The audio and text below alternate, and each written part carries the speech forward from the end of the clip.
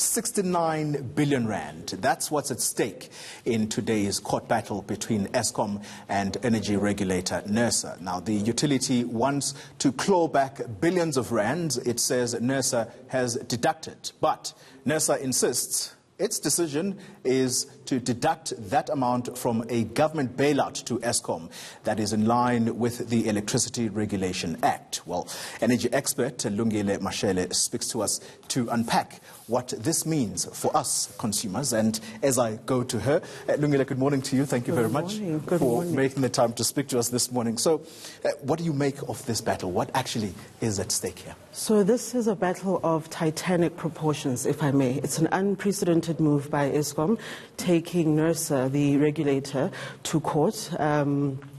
It's a move we've never seen before, like on their part, publicly fighting Nersa and saying that their decisions are actually incorrect.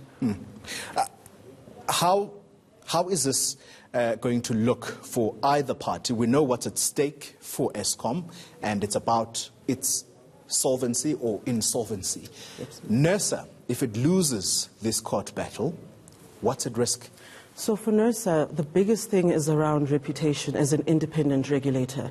Once the courts get involved, it basically means any decision could be nullified at any point by Eskom or by any other party. So for them, it's about maintaining independence.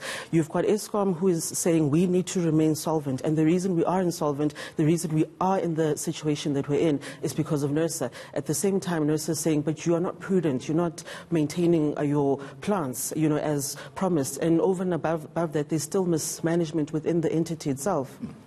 Has Nersa been fair and sensitive to Eskom's sustainability, and I talk here about its tariff determinations, versus protecting us, the consumers, from excesses? It's a difficult one to actually call, only because the 69 billion that was deducted was actually supposed to be part of a bailout over and above what Eskom requires. You've got Nersa on the other hand, which has to have the public's interests at heart. And Nersa is basically saying if we allow this, ultimately the consumer is going to be liable for a 16% increase now in April 2020 and an additional 16% increase in April of 2021. That's a massive pain for us. Absolutely. Given the situation that our country finds itself in now, you've got, exodus of mining companies. You've got the likes of Massmart that are basically saying we can no longer go on. There's layoffs. Edcon. The situation on the ground is extremely bad, and if allowed to continue, could actually worsen. The other question, Lungile, as someone who follows the energy sector quite closely, you're an energy economist. The Eskom COO, Jan Obelhoza, quoted recently in the media as having revealed this new approach to dealing with its aging coal power stations. And that approach, we are told, it's got to do with them removing a number of units off service for them to be serviced for an extended period. My question to you is that, will that give us proper maintenance and perhaps we could see the back of load shedding? That could possibly happen. The biggest issue is that Eskom is not really forthcoming with information.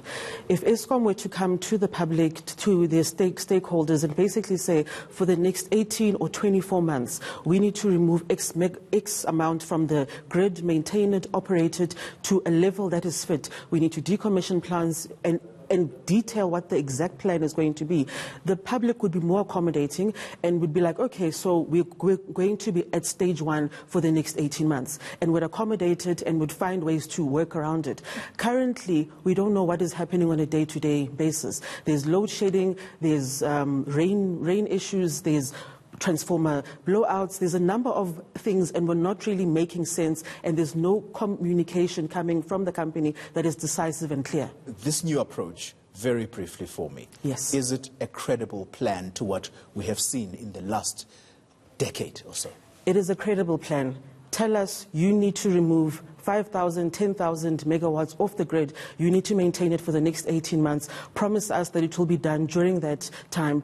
Be honest, and the public will buy into it and ultimately give you that space that you need. The plan will definitely work. We need to maintain our plants. Thank you very much for